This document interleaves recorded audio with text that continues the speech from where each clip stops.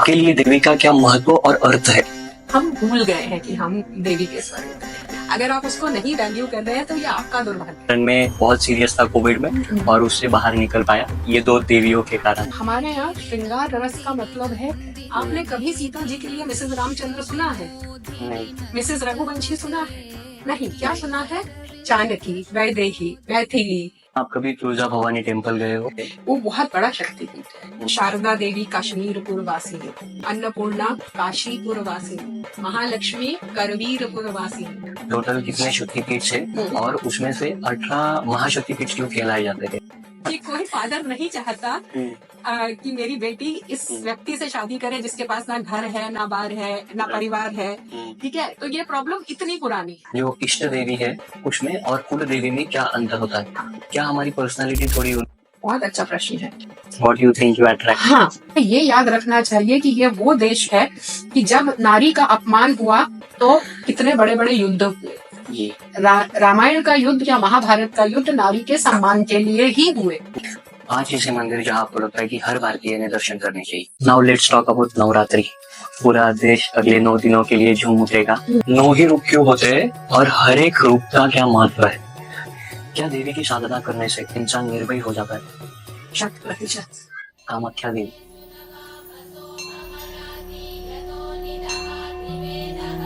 Kalighat Kali temple,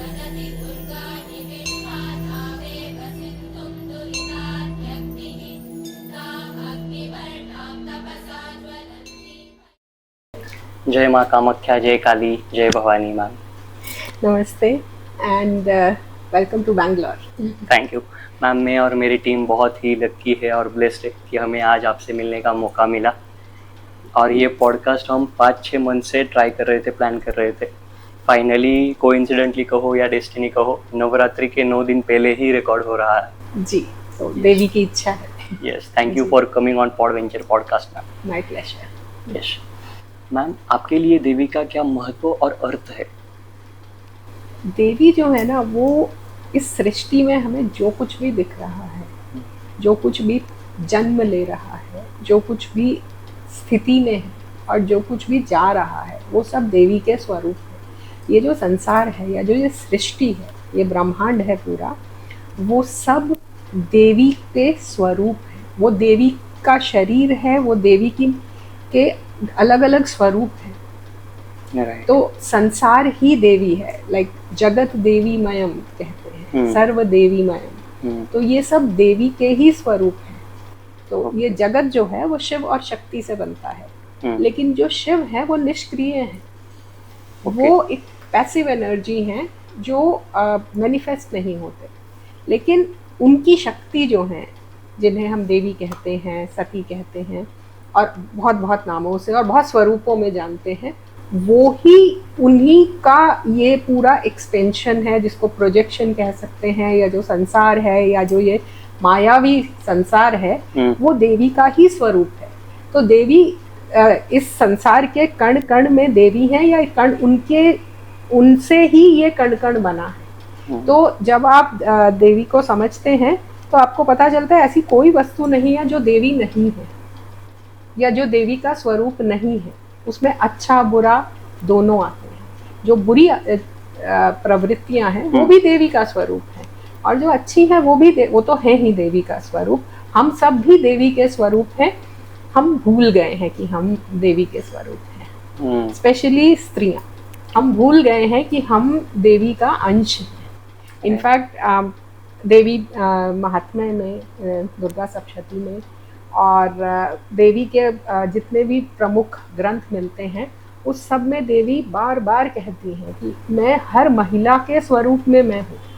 इसीलिए हमारे यहाँ प्रथा भी है कन्याओं की पूजा करने की, सुमंगली स्त्रियों की पूजा करने की, वृद्धाओं की माता के रूप में पूजा करने की, क्योंकि हम हर स्त्री को देवी का स्वरूप मानते हैं। राइट। स्वरूप बदलता है। जब वो छोटी बच्ची होती है तो उसे कन्या के रूप में पूजते हैं, जब उसका विवाह हो जाता है तो उसे लक्ष्मी के रूप में पूजते हैं।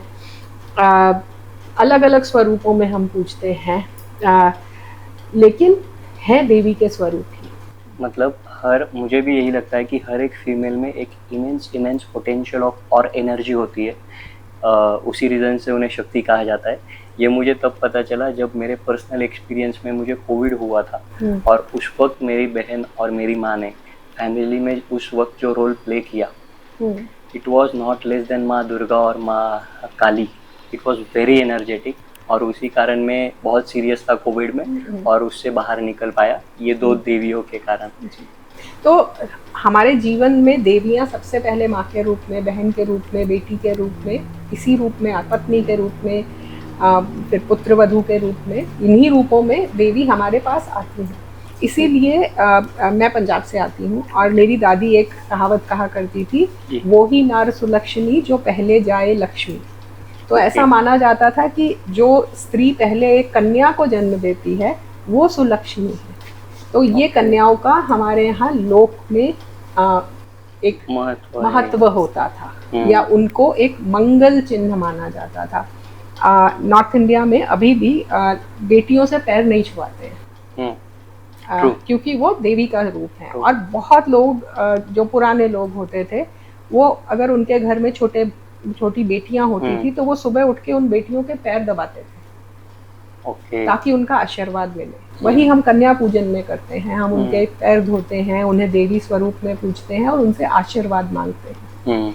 तो ये जो कुछ हमारे रीति रिवाज बने हुए थे समय समय पर, नवरात्रि, 4 नवरात्रि आती है साल में, 2 बड़ी नवरात्रि आती हैं, तो उसमें हमें एक ये रिमाइंडर होता था, ये हमारे लिए एक टाइमली रिमाइंडर होता था कि ये देवी स्वरूपा हैं। ठीक है। फिर जैसे आप महाराष्ट्र से हैं, आपके यहाँ हल्दी कुमकुम होता है, ठीक है, तो वो एक लक्ष्मी स्वरूप का पूजन है। वरलक्ष्मी का व्रत होता है, ये सब लक्ष्मी स्वरूप के पूजन है। तो ये सब आपको एक टाइमली रिमाइंडर होता था कि ये आपके आसपास एक सुमंगलता है, ये एक मंगल भाव है स्त्रियों का होना। और ये हमारे शिल्प में मिलता है, जो हमारे प्राचीन मंदिर हैं, जैसे आपके यहाँ बहुत कोपेश्वर महादेव है, एलोरा के मंदिर है, कैलाशनाथ मंदिर है ना, बहुत सारे हैं, और भारत भर में तो खैर बहुत सारे मंदिर हैं। वहाँ आप देखेंगे कि जब देवी देवताओं की मूर्तियाँ गढ़ी होती हैं, उनके बीच में सुमंगलियों की मूर्तियाँ होती हैं। उनका जो पंक्चुएशन एक तरह से होता है, वो सुमंगली, जिन्हें मंगला कहते हैं, कल्याणी कहते हैं, सुर सुंदरी कहते हैं, वो श्रृंगार रस से परिपूर्ण होती है। और आज हम श्रृंगार रस को एक फैशन बोलते हैं, लेकिन हमारे यहाँ श्रृंगार रस का मतलब है कि एक स्त्री तभी श्रृंगार करेगी जब वो प्रसन्न है। एक स्त्री के श्रृंगार का मतलब है कि उसके आसपास, उसके परिवार में या उसके कुल में सब मंगल है।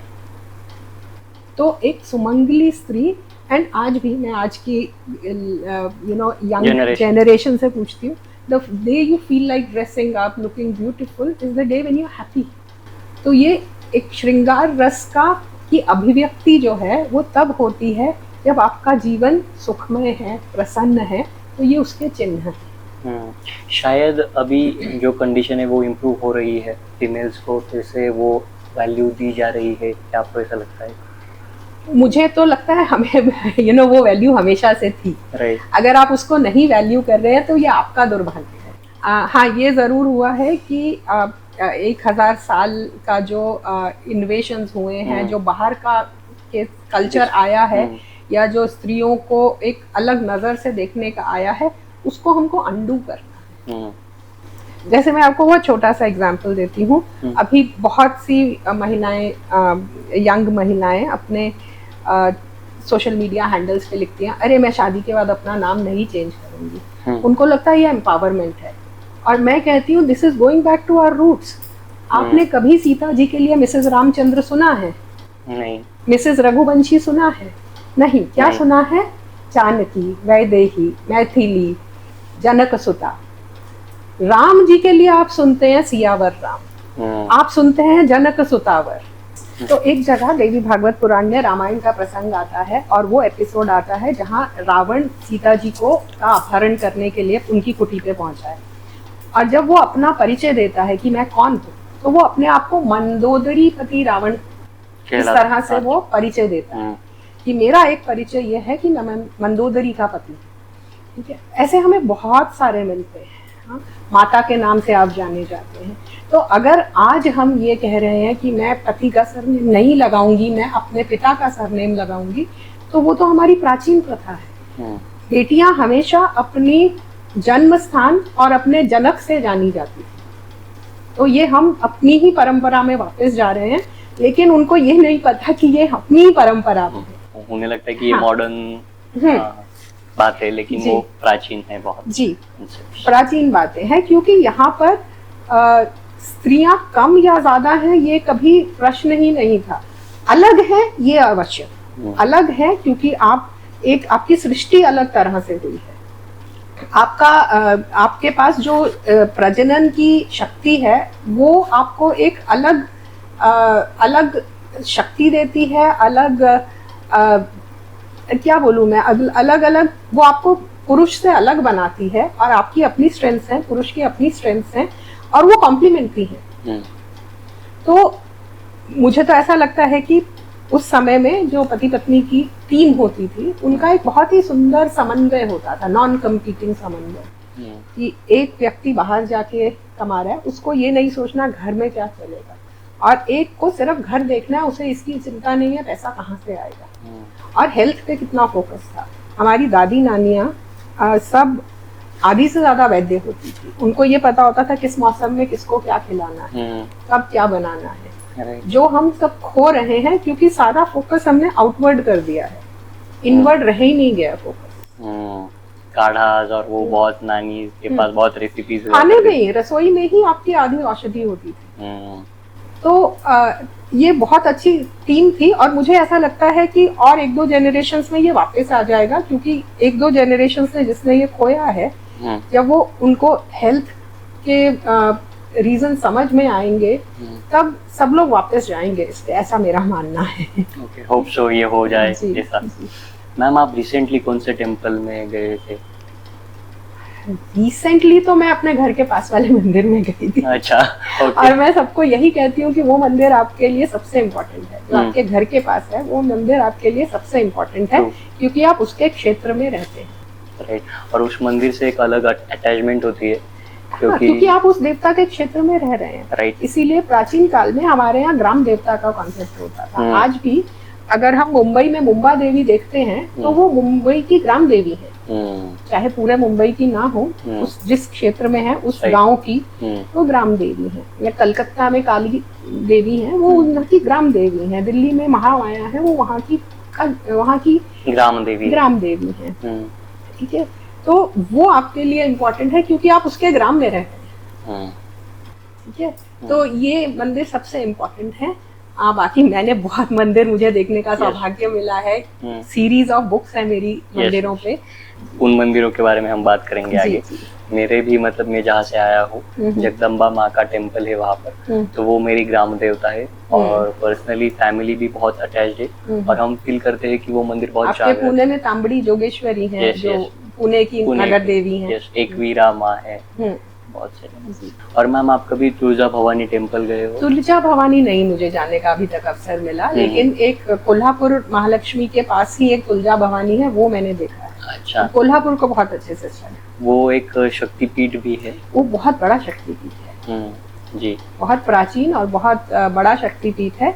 हमारे यहाँ कुछ देवियाँ अपने स्थान से जानी, और देवियाँ जो होती है ना वो स्थान से जानी जाती है। जैसे शारदा देवी काश्मीरपुर वासिनी, अन्नपूर्णा काशीपुर वासिनी, महालक्ष्मी करवीरपुर वासिनी। तो इस तरह से वो उनका गढ़ है, वो जगह ही उनकी है, उनका क्षेत्र है। तो देवियाँ जो है वो बहुत, इनफैक्ट मैंने एक बार एक छोटा रिसर्च किया था कि कौन से इंडिया के सिटीज हैं जो देवी के नाम पर है।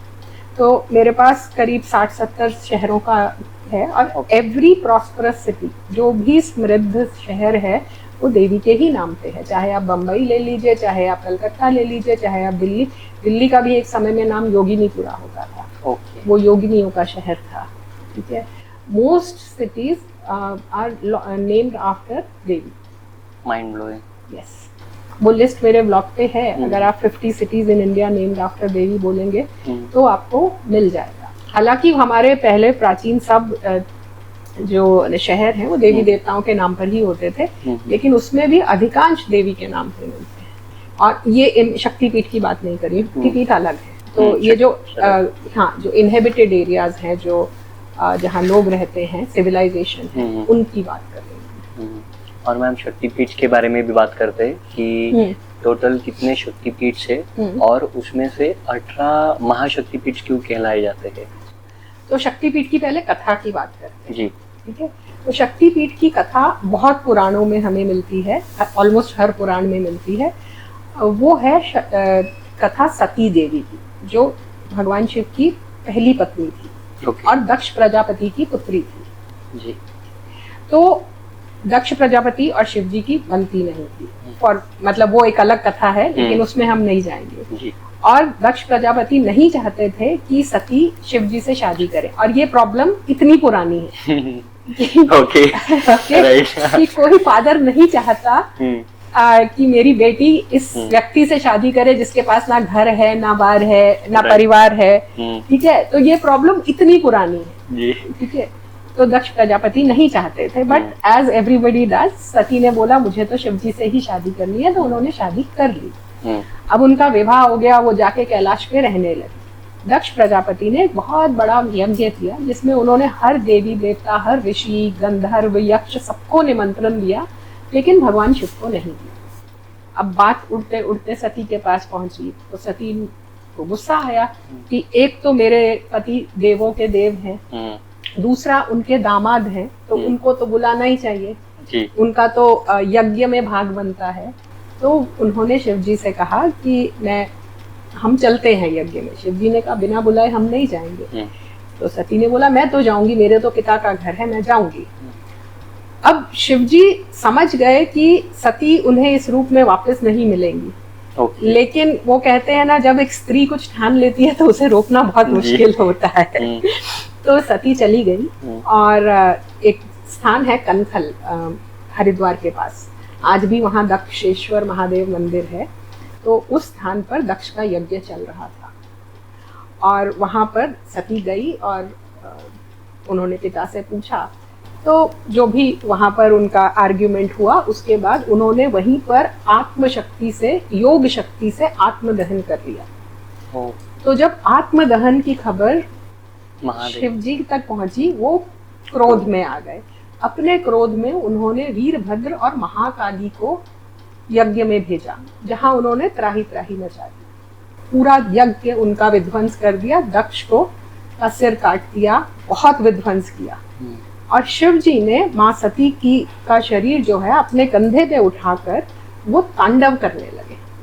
अब तांडव करेंगे तो प्रलय आ जाएगी, सब विनाश हो जाएगा।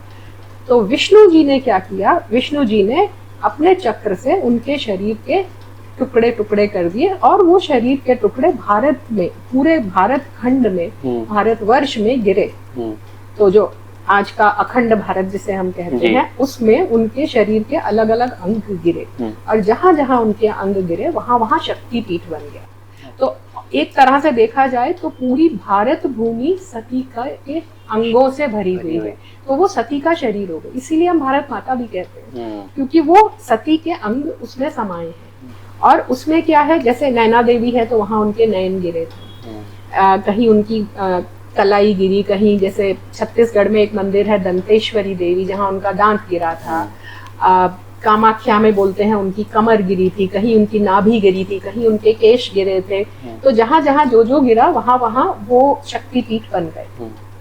अब एक स्त्री का जो सबसे शक्तिशाली अंग होता है वो उसकी योनि होती है जी। और वो योनि गिरी थी कामाख्या में।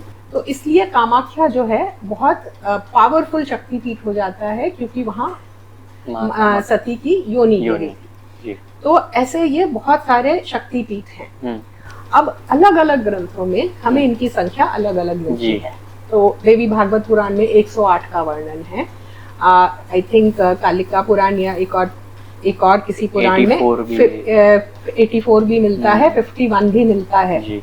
जो 18 हैं वो आदि शंकराचार्य ने एक स्तोत्र लिखा था, शक्तिपीठ स्तोत्र, उसमें उन्होंने 18 का वर्णन किया है। ओके। उन 18 में से 2 आज के भारत के बाहर हैं, एक श्रीलंका में है और एक शारदा पीठ पीओके में है, बाकी सब भारत में है।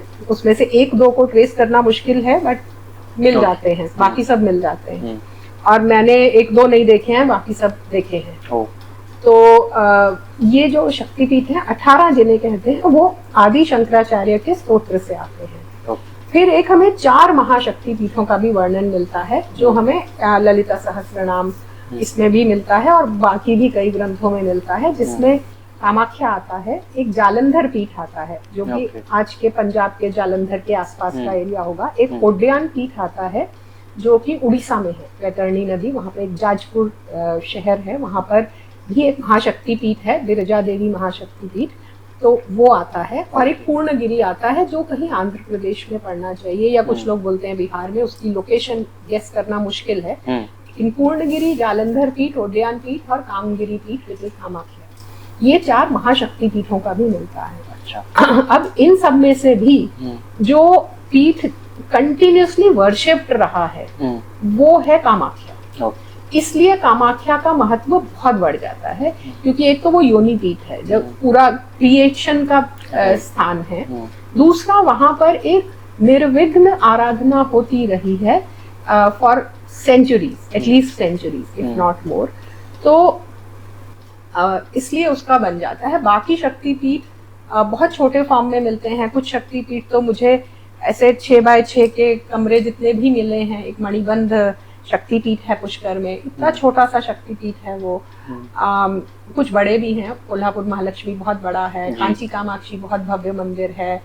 कुछ बहुत। वनी की सप्तशृंगी माता आता है क्या? कौन सा? वनी सप्तशृंगी माता, नासिक के पास में जो उसे आधे में गिनते हैं, महाराष्ट्र के 3.5 शक्तिपीठ में उसे आधे में गिनते हैं। तो ऐसी ना हमारे पास ग्रंथों से भी बहुत सारी लिस्ट्स हैं, कोई 2 लिस्ट एक दूसरे से मैच नहीं करती है। तो अगर तो हम बहुत ही पाश्चात्य दृष्टि से देखें कि ये एक चीज मैच करके ये लिस्ट है, तो वो एक एकेडमिक स्टडी है। लेकिन अगर आप आध्यात्म की दृष्टि से जाते हैं तो आप सारे शक्तिपीठ तो नहीं जा सकते, एक आम आदमी नहीं जा सकता।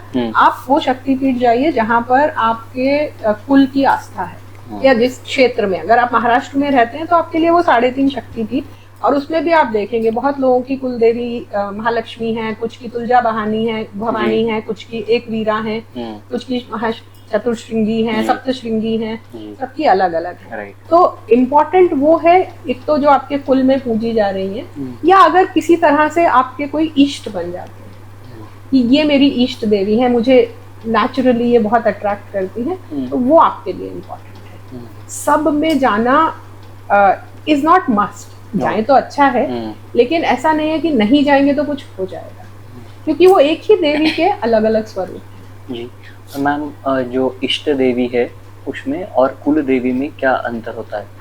कुल देवी वो है जो आपके कुल में पूजी जाती है। कुल क्या होता है? कुल होता है लीनिएज, जो आपको 2 तरह से मिलता है, प्राइमरीली 2 तरह से मिलता है। एक तो आपका फैमिली लीनिएज, जिस कुल में आप पैदा हुए उस कुल से आप और कुछ नहीं तो डीएनए तो इनहेरिट करते हो, ठीक है। तो उस डीएनए ने भी किसी देवी देवता की पूजा की है, ठीक है। तो अगर आप अपने कुल देवी के यहाँ जाएंगे, कुल देवता के यहाँ जाएंगे, तो आपको एक कनेक्शन फील होगा, क्योंकि आपके पूर्वजों ने वहाँ पूजा की है। ओके। तो you are carrying forward that tradition, और आपका धर्म भी बनता है कि आप उस ट्रेडिशन को कैरी फॉरवर्ड करें, उसे आप चलाते रहें, उस परंपरा को तोड़े नहीं। आपने जो अपने एंसेस्टर से रिसीव की है उसे आप अपने अगली जनरेशन को पास ऑन करें, ठीक है। ये एक कुल हो गया। दूसरा कुल होता है गुरु का कुल, इसीलिए गुरुकुल बोलते हैं। तो जब आप पहले किसी गुरु से पढ़ने जाते थे तो आप उस गुरु के कुल को ज्वाइन करते थे, तो आप उस गुरु के कुल में आ जाते थे। ओके, ठीक है। तो गुरुकुल में आ गए तो वो गुरु परंपरा में भी जो पूजाएं होती हैं, या जो गुरु आपको दीक्षा देंगे, या जो गुरु आपको गाइड करेंगे, then you have to follow that also. तो ये 2 कुल हैं। आज की डेट में तो गुरुकुल नहीं बचे, ट्रेडिशनल गुरुकुल, बट इन अ वे हम अभी भी फॉलो करते हैं। जब लोग बोलते हैं कि अरे मैं IITian हूँ, तो they are in a way mentioning कि मेरा कुल IIT है, इन अ वे, नॉट इन आध्यात्मिक sense, but we still follow that कि मैं ये इस इंस्टीट्यूट का एल्यूमिनाई हूँ। तो एल्यूमिनाई मीन्स तुम उस कुल से हो, एंड आज भी लोग उसका बेनिफिट तो लेते हैं। ठीक है, तो आज की डेट में आध्यात्मिक दृष्टि से तो आपका फैमिली वाला कुल बचा है, तो ये आपकी कुल देवी हो गई। और ये कहाँ पाई जाती है, बहुत लोगों को नहीं पता होता कि कुल देवी कहाँ है, या खो गई, सब लोग माइग्रेट कर गए तो कुल देवी कहाँ है। तो आपके जो भी आपका मूल गांव है, वहाँ की देवी आपकी कुल देवी हो सकती हैं, या आप अपने बड़े बूढ़ों से पूछ सकते हैं कि हमारे कुल में किसको पूजा जाता है, और या आपके मूल गांव की जो देवी हैं वो आपकी देवी हो सकती है। ठीक है, और उसमें कम से कम आपके कुछ 4-5 जनरेशन्स ने उनकी पूजा की हो, या सिद्ध किया हो उन्हें, ऐसा हो सकता है। इष्ट देवी या देवता वो हैं जो आपको नेचुरली अच्छे लगते हैं। आपको कोई ना कोई देवता का स्वरूप, लेट्स से आपको विष्णु अच्छे लगते हैं, विष्णु में हो सकता है आपको किसी को रामदादा अच्छे लगते हैं, किसी को कृष्ण, और इसका मतलब ये नहीं कि ये ज़्यादा अच्छे लगते हैं तो दूसरे बुरे लगते हैं, बट आपको वो स्वरूप बहुत अच्छा लगता है, उसकी कथाएं अच्छी लगती हैं, उनकी लीलाएं अच्छी लगती हैं, उन्होंने जो किया उनके बारे में सुनना, उनकी स्तुति गाना, उनकी पूजा करना आपको नेचुरली अच्छा लगता है। तो हर देवता की अपनी एक एनर्जी होती है, एक अपना मंडल होता है। तो आपको जो देवता भाते हैं, आपको या तो उनकी एनर्जी की आवश्यकता है, या आप उनकी एनर्जी से सिंक में हैं।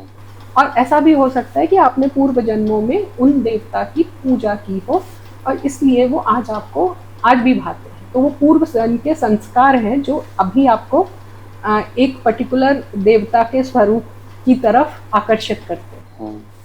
नेचुरल प्रोसेस, उसमें और कोई रीजनिंग नहीं है कि naturally you get attracted to one particular स्वरूप ऑफ इट। और जो हमारे इष्ट देवता होते हैं, क्या हमारी पर्सनालिटी थोड़ी उनकी तरह बनने लगती है? बहुत अच्छा प्रश्न है। हम जिसकी पूजा करते हैं ना, हम धीरे धीरे उसके गुण अपने में लाने लगते हैं। तो वैसे भी आप देखोगे अपने आम जीवन में भी, अगर आप किसी को अपना मेंटोर मानते हैं, अगर आप किसी को अपना आइडियल मानते हैं, आइडल मानते हैं, तो आप वैसे वैसे बिहेव करने लगते हैं। अब आप देखो ना, क्रिकेट के फैंस उनके जैसे कपड़े पहनने लगते हैं, उनके जैसी सब करने लगते हैं, दे स्टार्ट बिहेविंग लाइक। तो जब हम मानव एक मानव आइडल के लिए, एक मानव के लिए ऐसा कुछ कर सकते हैं, तो जब देवता की पूजा करेंगे तो उनके साथ भी ऐसे ही होगा, है ना। तो करने लगते हैं, और इसीलिए कहते हैं कि देवता किसकी पूजा कर रहे हो, बी वेरी केयरफुल, क्योंकि आप वैसे हो जाओगे। शायद इसी कारण से बहुत से पॉलिटिशियंस मोदी हुए, और बहुत से पॉलिटिशियंस देवी के टेम्पल्स में जाते हैं, और बहुत से पॉलिटिशियंस हम देखते हैं कि माँ काली को या माँ दुर्गा को पूजते हैं। इज इट ट्रू कि पावर अट्रैक्ट करते हैं हम देवी से? देखो, पॉलिटिशियंस आज के राजा हैं जी, अगर हम उनको इस परिप्रेक्ष्य में देखें तो, और जितने राजा क्षत्रिय थे वो हमेशा से देवी उपासक थे। आज भी आप भारत के अगर पुराने किलों में जाएंगे तो वहाँ आपको किला चाहे खंडर हो गया है, लेकिन एक देवी का मंदिर मिल जाएगा जो अभी भी जहाँ पर पूजा होती है। ठीक है, शिवाजी महाराज भी देवी के पूजक थे, उनको तो भवानी ने दर्शन दिए थे। ठीक है, मैं इनफैक्ट चेन्नई गई थी थोड़े दिन पहले, वहाँ मुझे एक काली मंदिर मिला, काली खम्बा मंदिर है, जहाँ पर जिन्होंने शिवाजी महाराज को शरण दी थी उस मंदिर में, आज भी उस मंदिर में उनके पूरे चित्र लगे हुए हैं। आप चेन्नई जाएं तो जरूर देखें।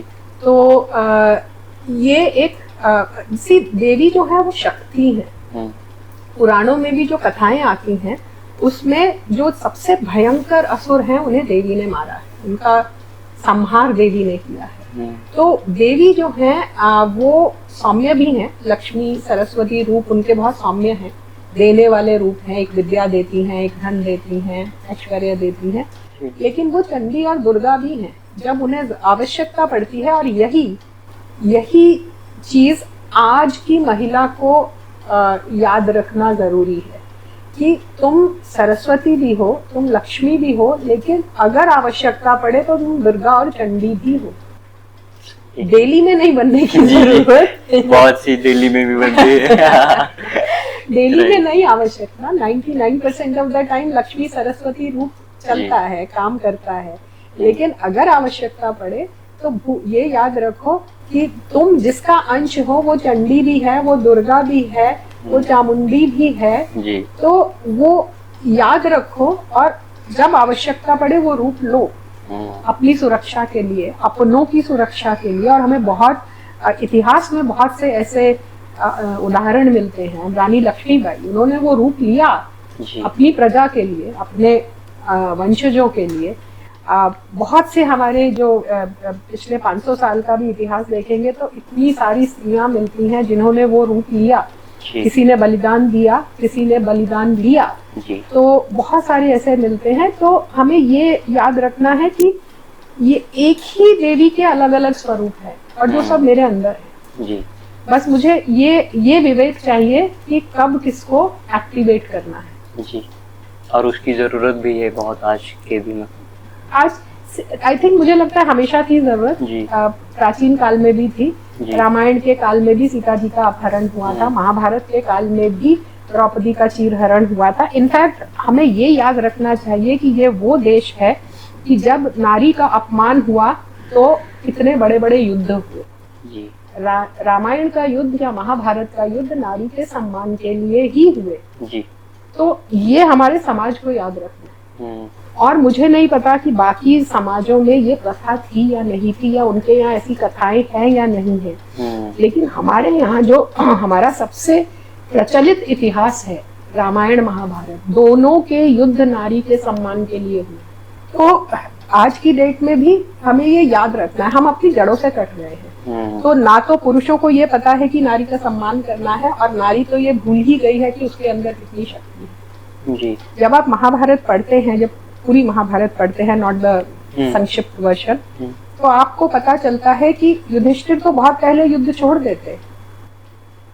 अगर द्रौपदी उनको याद नहीं कराती रहती, द्रौपदी और भीम दो ऐसे पात्र हैं जो ये कभी अपमान को कभी भूले नहीं और उन्होंने बाकियों को भूलने नहीं दिया।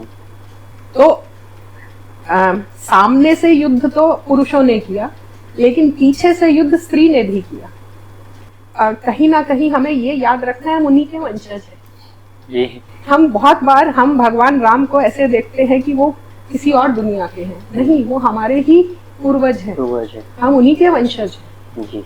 और अगर वो अकेले बिना किसी सेना के या वानर सेना को लेकर अपनी पत्नी के लिए युद्ध कर सकते थे, तो हम उनके वंशज हैं। हमारे पास तो बहुत कुछ अवेलेबल है, उनके पास वो सब नहीं था वन में जो हमारे पास घर बैठे है। तो हम क्यों उस सम्मान के लिए नहीं लड़ सकते? और दूसरा, बहुत अभी बहुत से ऐसे कांड हुए जो नहीं होने चाहिए थे।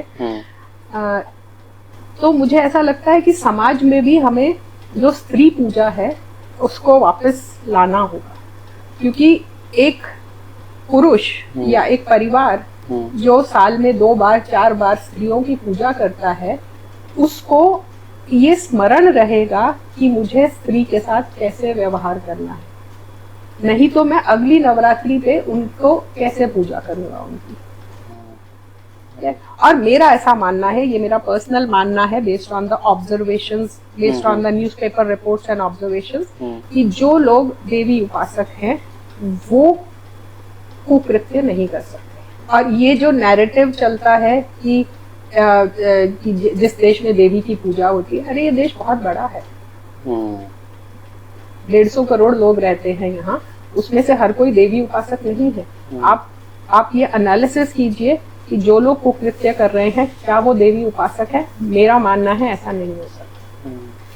वुमेन एम्पावरमेंट के साथ मेन एजुकेशन भी उतना ही इम्पोर्टेंट है, क्या सही लगता है? मैं इसको थोड़ा सा अलग दृष्टि से देखती हूँ। मुझे ऐसा लगता है कि women have to realize their own power.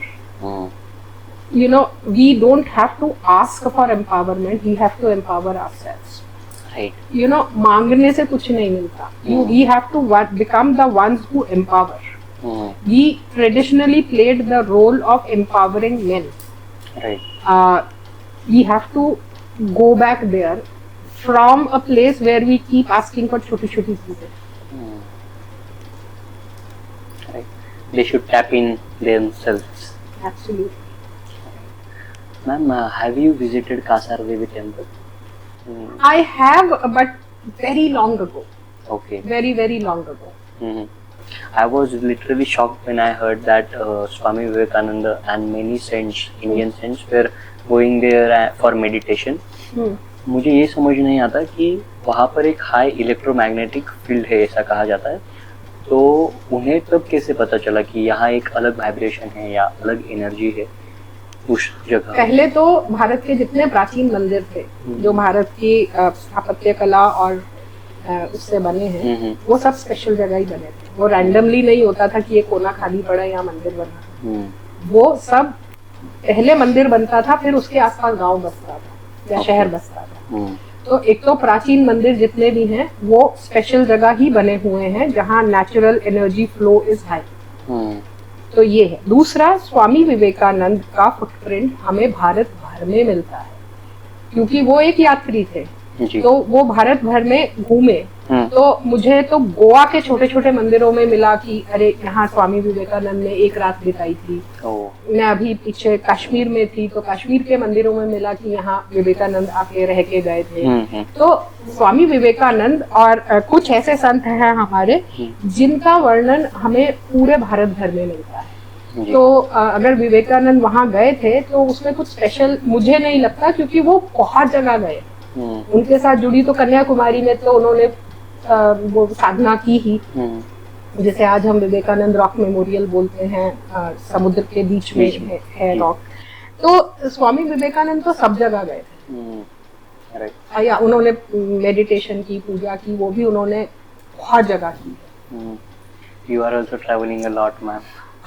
No, nothing compared to Swami Vivekanand. Yeah, but it is घूमने से बहुत जो ज्ञान मुझे घूमने से मिलता है, वो ज्ञान किसी किताब में नहीं मिलता. वो क्योंकि अनुभव से आता है. इसीलिए मैं आपको ये आंसर दे पा रही हूँ कि मुझे भारत भर में स्वामी विवेकानंद के फुटप्रिंट्स मिलते हैं. 5 ऐसे मंदिर जहाँ आपको लगता है कि हर भारतीय ने दर्शन करने चाहिए? इसके 2 उत्तर हैं जी. पहला उत्तर तो आपके धर्म के हिसाब से है कि 5 कौन से मंदिर हैं जहाँ आपको अधिक से अधिक जाना चाहिए. सबसे पहले आपके घर का मंदिर. अगर आपके घर में मंदिर नहीं है तो बनाइए एक कोने में, और वहाँ पे उस कोने को शुद्ध रख के वहाँ पर देवता का आवाहन कीजिए. दूसरा, आपके घर के पास का मंदिर. वहाँ पर आप एक्टिवली इन्वॉल्व होइए. एटलीस्ट हफ्ते में एक बार जाइए. वहाँ पर पेड़ लगाइए, पौधे लगाइए, कुआं बनाइए, बावड़ी बनाइए, वहाँ पर भजन कीर्तन कीजिए, वहाँ पे लोगों से मिलिए. वो सबसे इम्पोर्टेंट है. तीसरा, आपके कुल देवता. चौथे, आपके इष्ट देवता. और 5वें, आपके इष्ट देवता से जुड़े हुए तीर्थ. ये आपके पर्सनल मंदिर होने चाहिए.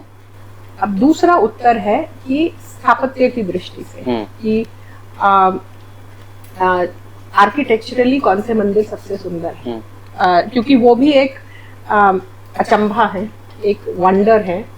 तो उसमें सबसे पहले तो एलोरा का कैलाशनाथ मंदिर, जो ऊपर से नीचे काट के बनाया गया है. तो वो इंजीनियरिंग मार्वल है, आर्किटेक्चरल मार्वल है, और जो उसमें बहुत ही अद्भुत है. बहुत ही अद्भुत है. ठीक है. तो एक ये. दूसरा, तंजौर में बृहदेश्वर मंदिर, बहुत सुंदर, चोलाओं का 1000 से ज्यादा साल पुराना बहुत सुंदर मंदिर है. फिर तीसरा, खजुराहो में कंदरिया महादेव मंदिर. ये बहुत सुंदर मंदिर है. फिर 2 सूर्य मंदिर हैं जो अनफॉर्चुनेटली प्रैक्टिसिंग नहीं है. आप उड़ीसा में 2-3 मंदिर देख सकते हैं, साथ में ही है, बहुत दूर दूर नहीं है. कोणार्क का सूर्य मंदिर, जगन्नाथपुरी, और भुवनेश्वर में लिंगराज मंदिर. ये तीनों भव्य मंदिर हैं कालिंग नागर स्टाइल आर्किटेक्चर के. गुजरात में आते हैं तो मोढेरा सन टेम्पल है. ये कुछ मंदिर हैं जो उत्कृष्ट हैं. फिर आप कश्मीर में जाते हैं तो मार्तंड सन टेम्पल है. तो ये कुछ मंदिर हैं जो आर्किटेक्चरली बहुत स्ट्रांग है. बंगाल में जाते हैं, विष्णुपुर में आपको टेराकोटा के मंदिर मिलते हैं. केरल में जाते हैं तो उनका एक अपना स्थापत्य स्टाइल है. गुरुवायूर जा सकते हैं, पद्मनाभ स्वामी मंदिर जा सकते हैं. मैं आपको हर स्टेट में बता सकती हूँ मंदिर तो, ये ठीक है। तो ये इतने भी देख लिए किसी ने तो बहुत है। ये वो हमारे पूर्वजों की छोड़ी हुई वो धरोहर है जिसमें आध्यात्म तो है ही, इंजीनियरिंग है, आर्किटेक्चर है, स्टोरी टेलिंग है, सौंदर्य शास्त्र है, कहानियां लिखी हैं वहाँ पर, सिविल कोर्ट के जजमेंट्स लिखे हैं वहाँ पर, हर चीज आपको, they are like open air history books जी। और हर जगह का आपको एक अलग अलग, कांचीपुरम जाइए वहाँ आपको इतने सुंदर, इतने भव्य मंदिर देखने को मिलेंगे। तो बहुत सारे जी। जो मंदिर आपने पहला बताया वहाँ पर जो कंस्ट्रक्शन था वो ऊपर से नीचे आया है, वहाँ शायद पूरा रामायण भी उन्होंने ये किया है। एक पत्थर पे पूरा रामायण है और एक पत्थर पे पूरा महाभारत। जी, मैं वहाँ गया था मेरी फैमिली के साथ। कहीं ना कहीं मुझे ये भी लगता है कि उतनी अच्छी मैनेजमेंट हम नहीं कर रहे, उनको प्रिजर्व अच्छा नहीं कर रहे हैं मंदिर को, लेकिन वो मंदिर मैंने जब देखा वो बहुत ही सुंदर है, माइंड बेंडिंग स्ट्रक्चर्स है मैम। बहुत सारे मंदिर ऐसे हैं। फिर वो सबके सब मंदिर हमारे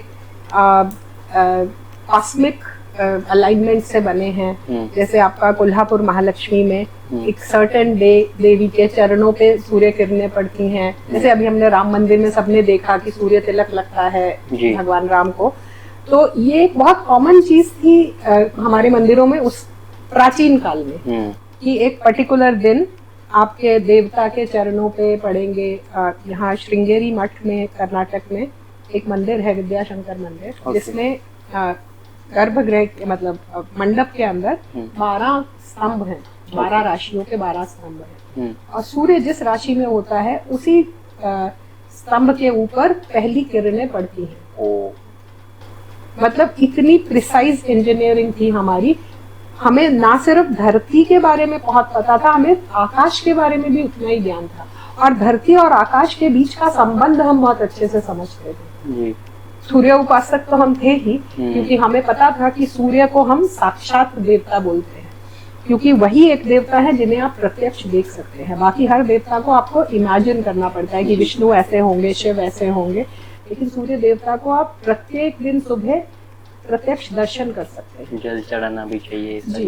तो सूर्य को हम बहुत बड़ा देवता मानते थे। अनफॉर्चुनेटली अभी सूर्य की वर्शिप बहुत कम हो गई है। सिर्फ बिहार में और ईस्टर्न यूपी में छठ का पर्व होता है जिसमें सूर्य की पूजा होती है, या मकर संक्रांति की थोड़ी सी पूजा होती है।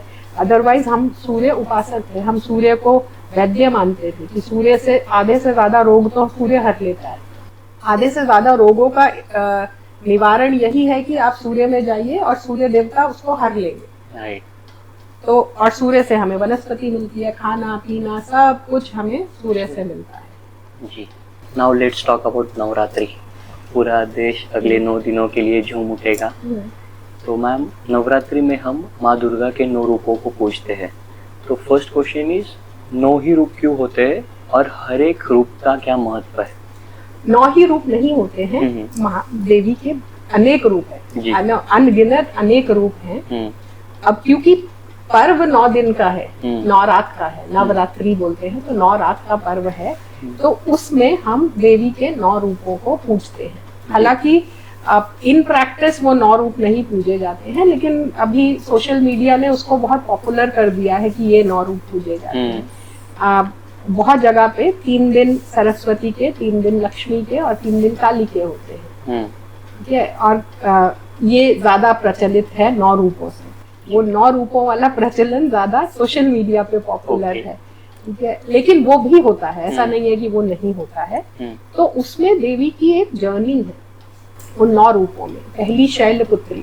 शैलपुत्री मतलब शैल की पुत्री। शैल इज शिला, हिमालय की पुत्री पार्वती। तो एक पुत्री रूप में एक उनका है।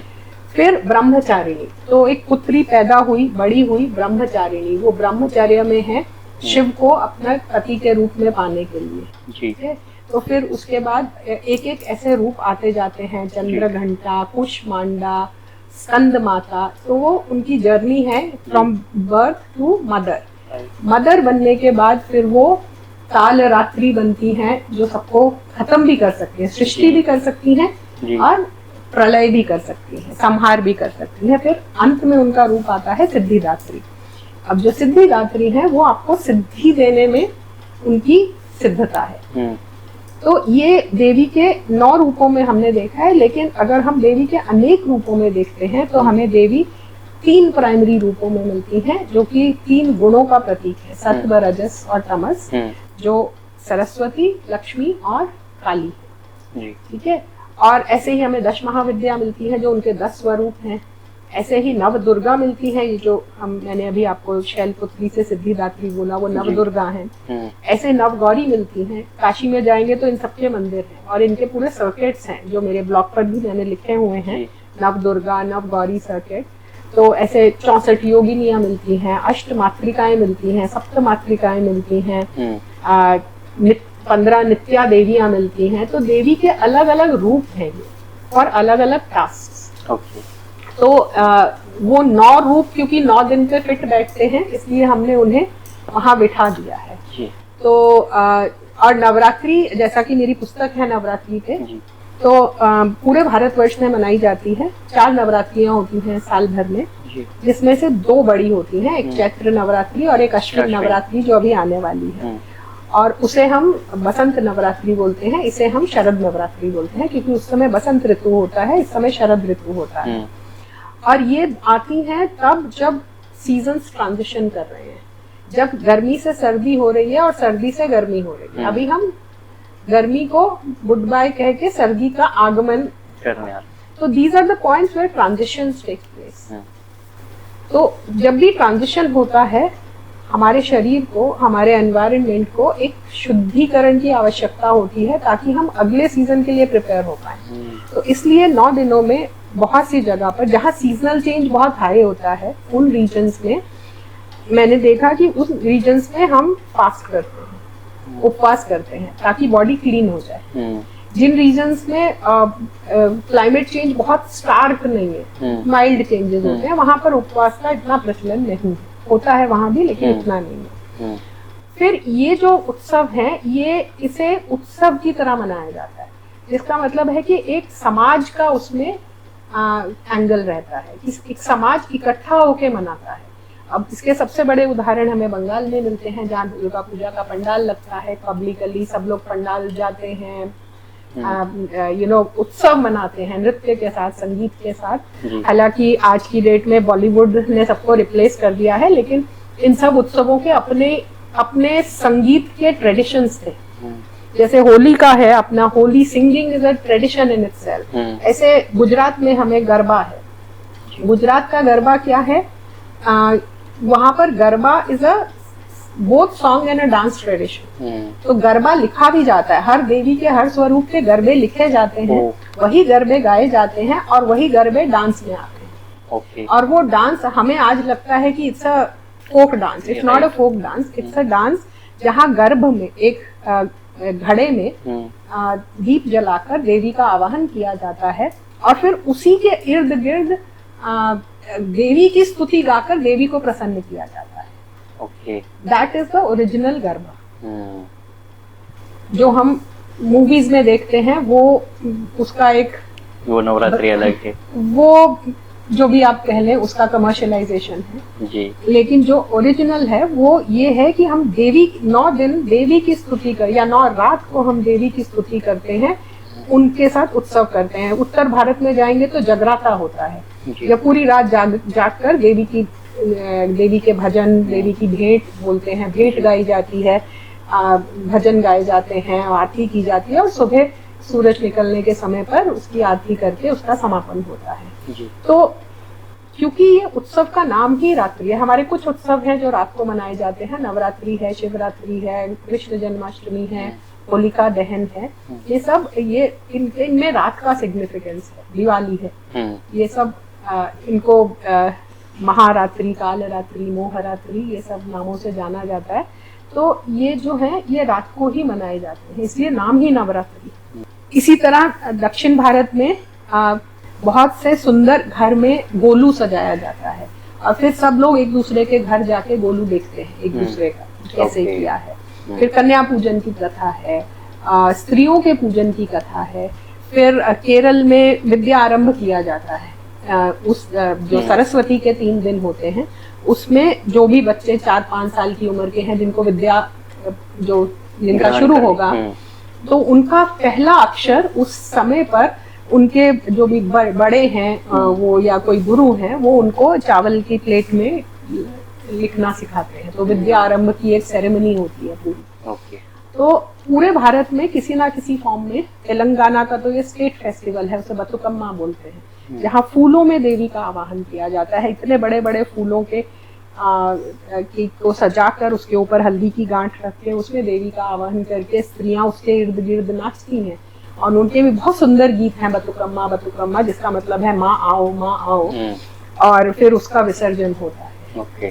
तो किसी ना किसी फॉर्म में पंजाब हरियाणा में सांझी बनाई जाती है, जहाँ बहुत सी जगह पे बहुत जो कन्याएं होती हैं, जो शादी के लायक लड़कियां होती हैं, वो व्रत रखती हैं इसलिए कि वो देवी से मांगती हैं कि मुझे भी आपकी तरह एक अच्छा वर मिले, जैसे आपको शिव जी मिले मुझे भी मेरे शिव मिले। यूं ही नहीं, भारत को डाइवर्स कंट्री कहा जाता है, बहुत अलग अलग जगहों। I would say it's not unity in diversity, it's diversity in unity. Right. जड़ों में हम जुड़े हैं, राइट, लेकिन उसको एक्सप्रेस करना कैसे है वो अलग है। जड़ में, इस पूरे फेस्टिवल की जड़ में भारत भर में इंक्लूडिंग नेपाल, हम सिर्फ हम सब देवी की पूजा करते हैं इन 9 दिन जी। हम, और वही 9 दिन करते हैं, देवी की पूजा करते हैं, लेकिन कोई फूलों से करता है, कोई मिट्टी की मूर्ति से करता है, कोई कलश में करता है, कोई गर्भ से करता है, कोई कैसे करता है, लेकिन पूजा तो उसी देवी शक्ति की हो रही है जी। तो ये डाइवर्सिटी इन यूनिटी नहीं है, डाइवर्सिटी इन यूनिटी है, सॉरी, कि हम बेस पे जुड़े हैं, लेकिन हमारा एक्सप्रेशन, क्योंकि हमारे पास इतनी कलाएं हैं कि वो एक्सप्रेस होती है इससे। अगर किसी को नवरात्रि में देवी की कृपा प्राप्त करनी है तो उसके लिए क्या साधना उसमें करनी चाहिए? देखिए, आप जिस भी देवी की फॉर्म को मानते हैं, चाहे वो आपकी कुल देवी हो, इष्ट देवी हो, क्षेत्र देवी हो, ग्राम देवी हो, आप उनकी सिंपल माला जप कर लीजिए अगर आपके पास बहुत समय नहीं है। और अगर समय है तो बहुत लोग दुर्गा सप्तशती का पाठ करते हैं। दक्षिण में ललिता सहस्त्रनाम का बहुत प्रचलन है, तो वो लोग डेली ललिता सहस्त्रनाम पढ़ते हैं। कोई खड़गमाला पढ़ता है, कोई कुछ पढ़ता है। तो देवी के जो भी टेक्स्ट हैं आप पढ़ सकते हैं, उसमें दुर्गा सप्तशती सबसे प्रचलित है। उसी टेक्स्ट को उत्तर भारत में दुर्गा सप्तशती कहा जाता है, दक्षिण में देवी महात्म्य कहा जाता है, और ईस्ट में उसे चंडी पाठ कहा जाता है। सेम टेक्स्ट है मार्कंडेय पुराण से, और 700 वर्सेस हैं, 700 श्लोक हैं, और बहुत ही आसानी से सब जगह मिल जाता है। तो उसका पाठ किया जाता है। देवी मंदिरों में चंडी होम होता है, टिपिकली अष्टमी या नवमी को एक चंडी या शक्त चंडी होम होता है, तो उसमें आप पार्टिसिपेट कर सकते हैं। आप जो भी आप जहाँ सेलिब्रेशन हो रही है उसमें कंट्रीब्यूट कर सकते हैं, देवी की स्तुति गा सकते हैं, और अपने घर में एटलीस्ट जो भी आपका मंदिर है वहाँ दिया जा सकता है। अच्छा। बेसिक में ओके। क्या नवरात्रि में साधना करने का फल अलग मिलता है? देखिए, जो साधना है वो ज्यादा गुप्त नवरात्रि में होती है, जो आषाढ़ के महीने और माघ के महीने में आती है, जिसमें पब्लिकली कुछ नहीं होता। वो आप जितने शाक्त लोग हैं वो अपनी साधना उस समय पे करते हैं। इस नवरात्रि में भी आप साधना कर सकते हैं, लेकिन इन नवरात्रि में जो एक समाज का एंगल है वो थोड़ा ज्यादा प्रबल है। तो अगर आप साधना कर रहे हैं, फिर आप नगर प्रदक्षिणा को जाएंगे पंडाल देखने या गरबा खेलने, तो वो एक अलग एनर्जी लेवल हो जाता है, जिसमें कि समाज देवी के थ्रू जुड़ता है। तो देवी वो डोर बन जाती हैं जो वो हम सबको जोड़ती हैं, उन नृत्यों के द्वारा, उन उत्सवों के द्वारा, उन भोजों के द्वारा जो हम साथ में करते हैं, या उन लोगों से मिलते हैं जिनसे हम साल भर शायद नहीं मिल पाते, ठीक है, या फिर हमें बहुत सारे हमारे फैमिली ट्रेडिशंस देख ले, हम अपने एक्सटेंडेड फैमिली को मिलते हैं, अपने दोस्तों से मिलते हैं, बहुत सारी नई चीजें, सृजनात्मकता आती है। जैसे पंडाल सजाते हैं तो आप क्रिएटिविटी आपकी निकल के आती है कि पंडाल कैसे बनाएंगे या खुद को कैसे सजाएंगे गरबा में जाने के लिए। तो वो जो एक कम्युनिटी एंगल है that is little more prominent in Sharad Navratri specially and sometimes in Chaitra Navratri also. Chaitra Navratri में तो हमारा नव संवत्सर भी होता है, नया साल शुरू होता है, जिसको महाराष्ट्र में गुड़ी पड़वा बोलते हैं, कर्नाटक में उसे उगादि बोलते हैं, विच कम्स फ्रॉम युग आदि, मतलब एक नए युग की शुरुआत है। और बाकी भी बहुत जगह पर नए साल की शुरुआत होती है। क्या देवी की साधना करने से इंसान निर्भय हो जाता है? 100%। क्योंकि आप देखेंगे जो हमारी प्रमुख देवियां हैं वो हमेशा इस मुद्रा में मिलती हैं। तो ये मुद्रा है अभय मुद्रा, जो आपको अभय देती है, जो आपको भय से दूर ले जाती है। और साधना का सबसे पहला और जो सबसे इम्पोर्टेंट चीज़ आपको साधना से मिलती है वो अभय ही है, कि आपके अंदर से डर निकल जाता है। किसी भी चीज़ का डर, किसी चीज़ को खोने का डर, खुद को खोने का डर, हर तरह का डर, और आप किसी को डराते भी नहीं जी। तो अभय तो इनफैक्ट नॉट जस्ट देवी, देवताओं का भी हाथ आपको जिसका ऐसे मिले वो अभय प्रदान कर रहा है। ये वर प्रदान करने के लिए, इसे वरद मुद्रा बोलते हैं। तो वो वर देते हैं आपको, लेकिन ये मुद्रा अभय मुद्रा है। किसी भी देवी देवता की मुद्रा जब आप ऐसे देखें तो वो आपको अभय प्रदान करने में सक्षम है या सजग है। और शायद फियरलेस होना, निर्भय होना मतलब स्पिरिचुअली ग्रो होना। हाँ, मतलब हमारे जीवन में जो भी हमारे ऑब्स्टिकल्स हैं या जो भी हमारी परेशानियां हैं वो हमें 2-3 कारण से आती हैं। भय, शोक, चिंता। या तो भय से तुम्हें डर लगता है, तुम चोरी क्यों नहीं करते, क्योंकि पुलिस पकड़ेगी, वो डर है। हाँ, या शोक है, किसी चीज से कोई चीज तुम्हें परेशान कर रही है, किसी चीज को खोने का डर है, वो शोक देगा। या फिर चिंता, किसी चीज की चिंता। यही 3 चीजें परेशान करती हैं। तो अगर अभय हो गए तो शोक और चिंता भी अपने आप निकल जाते हैं, क्योंकि जब भय ही नहीं तो किस चीज का शोक और किस चीज की चिंता। तो भय जो है वो आपको आगे ले जाता है। इनफैक्ट शाक्त ट्रेडिशन में, शाक्त आगमों में 3 स्टेज बताई गई है। पहली है पशु, जो हम सब हैं। उसके बाद आती है वीर, वो वीर स्टेट में आपका भय ही निकलता है। और उसके बाद आता है देवत्व। तो वीरता या भय का एब्सेंस या भय का अभाव, ये तो साधना का या जीवन का ध्येय है। साधना से नहीं तो अदरवाइज भी हम जो भी काम करते हैं अपने भय निकालने के लिए ही करते हैं। और इसमें मंत्रास का क्या रोल होता है? मंत्र जो होते हैं वो देवता का ही स्वरूप होते हैं। मंत्र में और देवता में कोई अंतर नहीं है जी। मंत्र में, मूर्ति में, देवता में, यंत्र में कोई अंतर नहीं है। आप वो किसी भी फॉर्म में आप ले सकते हैं जी। और कौन सा मंत्र मतलब किसके लिए अच्छा है, वो कैसे पता चले किसी भक्त? वो उसके लिए आपको गुरु के पास जाना पड़ेगा। इसके लिए कोई आंसर ऐसा नहीं है जो सबके लिए सेम है। ये इसका उत्तर केवल और केवल एक गुरु दे सकता है, और वो गुरु जो आपके सामने बैठ के आपको दे रहा है। अगर कोई मास में बांट रहा है तो मुझे नहीं लगता वो मंत्र दीक्षा आपको मिलती है जी। आपको जनरल आपको नाम जाप करना है वो कोई भी कर सकता है। किसी भी कोई भी स्तोत्र पढ़ना है, स्तुति पढ़नी है, बहुत लोग हम हनुमान चालीसा पढ़ते हैं या नॉर्मल आरती है, तो वो सब आप कर सकते हैं, उसमें कोई परेशानी नहीं है। लेकिन अगर आपको किसी दीक्षा लेनी है तो वो प्लीज किसी गुरु से जाके लीजिए, उसे यूट्यूब पे मत ढूंढिए। नेगेटिव इम्पैक्ट भी होता है उससे, हो सकता है जी। इसीलिए गुरु क्या करता है, गुरु आपसे मिलके आपके लिए कौन सा मंत्र सही है वो आपको गाइड करता है। उस मंत्र को में जो पावर है उसको होल्ड करने की कैपेबिलिटी आप में होनी चाहिए। अगर आपने अपनी कैपेसिटी से बहुत ऊपर का मंत्र उठा लिया तो ऑब्वियसली वो आपको परेशान करेगा ना। राइट।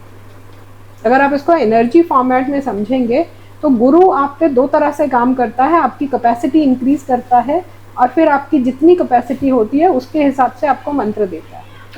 तो गुरु की इंटेलिजेंस या गुरु का रोल आपके लिए सही मंत्र और सही मात्रा में मंत्र चूज करना ही है।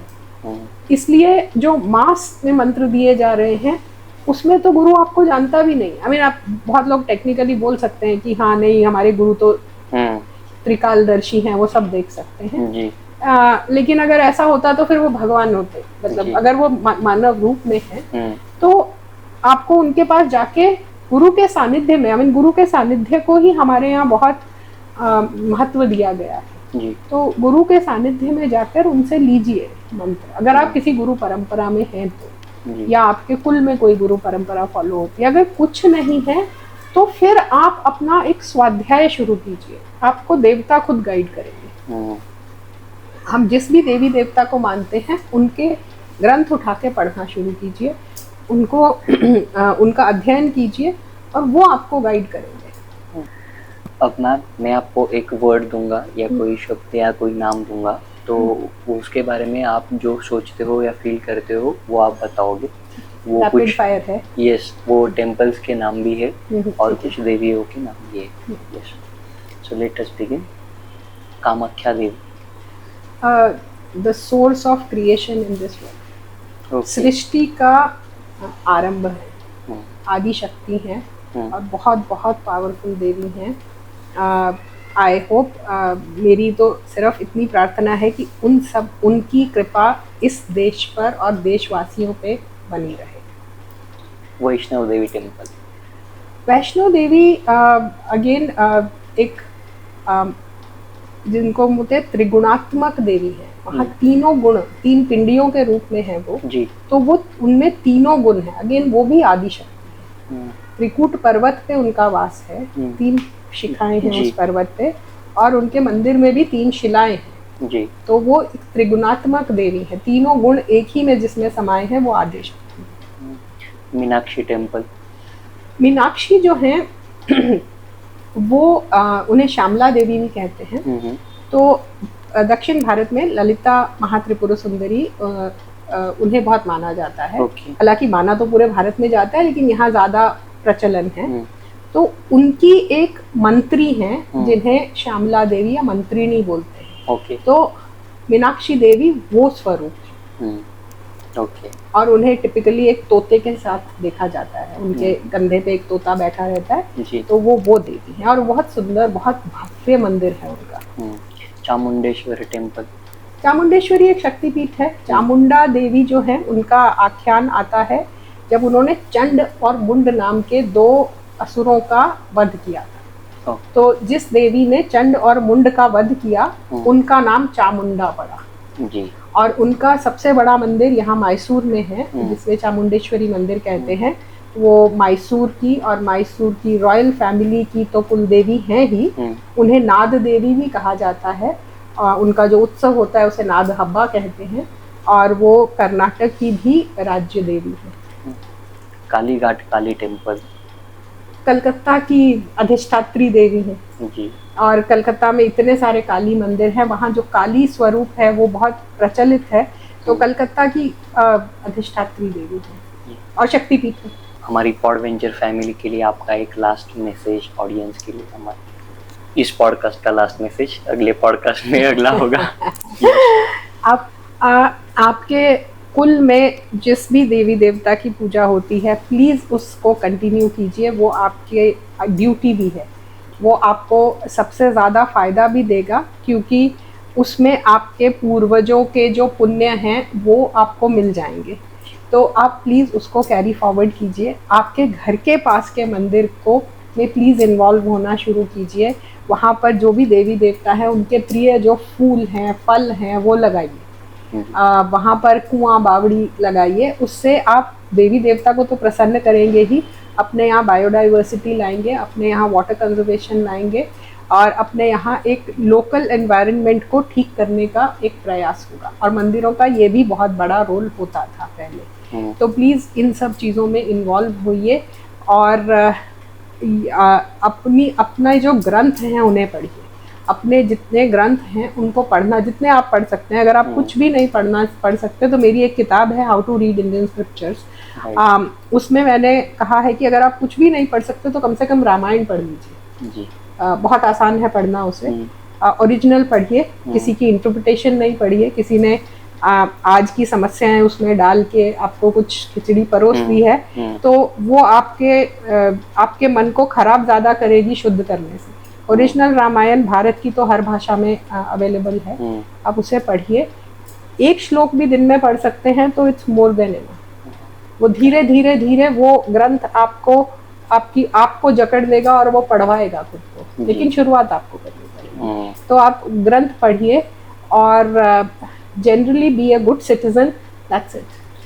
यू नो, भारत की जो भी युवा पीढ़ी है, जो कि मेजर चंक है हमारी पॉपुलेशन का, आई होप वो रियलाइज करें कि हमारे पूर्वज हमारे लिए इतना कुछ छोड़ गए हैं, हम उसे एटलीस्ट संभाल तो लें। अगर हम उनके जैसा कुछ क्रिएट नहीं कर सकते, उनके जैसे भव्य सुंदर मंदिर नहीं बना सकते, उनके जैसे काव्य नहीं लिख सकते, उनके जैसे कल्चरल फेस्टिवल्स नहीं क्रिएट कर सकते, एटलीस्ट वो छोड़ के गए हैं, उन्हें संभाल लें, ताकि अगली जनरेशंस उनसे वंचित नहीं रह जाए। Having podcast with you was itself a spiritual experience for me. Thank you so much for coming on Podventure podcast. Thank you so much. Jai Bhavani.